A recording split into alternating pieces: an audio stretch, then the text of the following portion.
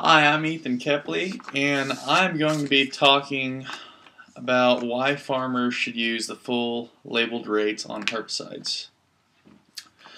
Now, herbicides are a product that farmers apply to basically have weed control on their row crops, which allows them to make a profit because weeds won't be robbing the crops of any nutrients. We all know of resistance because of resistance to several things, such as bacteria that are resistant to antibiotics or diseases that are resistant to medications. There's all types of resistance, but resistance that is ever growing is herbicide resistance, and this is because farmers are not using the correct rates and they're not using the correct tank mixes when spraying for weeds. Now, in my first main point here on herbicide resistance, I'm going to talk about what farmers can do to help change this. First off, they can start applying the full rate. The full rate is very effective. And when I say the full rate, there is not any limitations really except for what is on the label. There is limitations, however, on the size of the weed. Most labels say, apply so many ounces at such a certain height, and for example, this right here would be considered a 3-inch weed.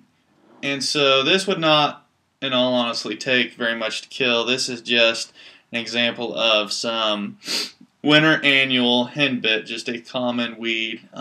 This is not a resistant weed yet. Kansas State makes a good point in their Glyphosate Stewardship Act. They state several factors associated with glyphosate application can affect performance, including use rate, presence of dust, applicator wheel tracks, spray water quality, spray volume, spray adjuvants, and tank mix combinations. Now, the factor that I'm going to focus on here will be the use rate. Glyphosate is an active ingredient that has become widely used throughout the United States. It's a non-selective. It basically kills anything that does not have the gene in it, until a few years ago when farmers started putting on these lower rates of glyphosate and they weren't getting a good kill. And so basically what happened is these weeds such as water hemp and pigweed built up resistance to it. KSU Agronomy also states in their herbicide resistance update that repeated exposure results in a shift in the population from one that is initially susceptible to one that is no longer controlled by the herbicide. Now again, this just reiterates the fact that low rates lead to tolerance, which these tolerant plants are then biotypes that breed.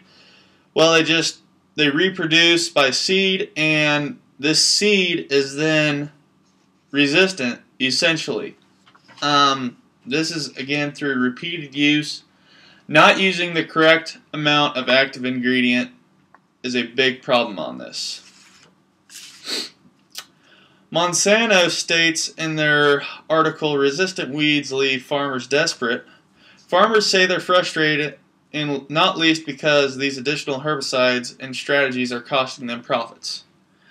Now, farmers should be frustrated. They're paying good money for this product, but they are not following the correct standards to get a good kill. They are not using the labeled rate.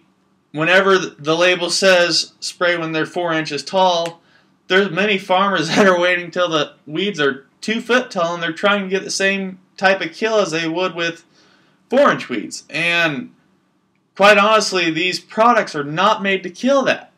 there needs to be additional surfactants which allow the plant to uptake the chemical a lot better.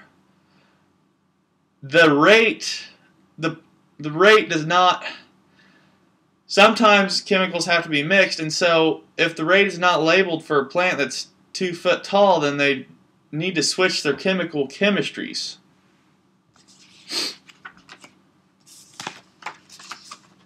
Additionally, Iowa, in their handy-dandy weed identification field guide, state resistance to herbicides results from repeatedly applying a herbicide with the same site or mode of action. Now, what this is basically saying is, again, like I said, switching up your different types of chemistries. Repeated use of glyphosate, not using the correct rate, not using correct application. These are all negatives that affect essentially our weed control, which decreases the yield and basically lowers your bottom line. So again, I must reiterate the fact that farmers everywhere need to use correct rates. They need to follow the label specifically when trying to control these weeds. They need to get in there in a timely fashion and get a good kill when the weeds are small enough and not wait till these resistant biotypes develop. And once they do start seeing tolerance, they need to switch their chemistries simply so they can alter their sites of action, and hopefully these weeds will not be basically resistant to all these types of chemistries, which that's very rare, and that is rarely ever seen. But like I said, the major companies and land-grant universities are seeing major changes in resistant weeds, mainly due to repeated use of glyphosate, just a common herbicide, all same class of chemistry.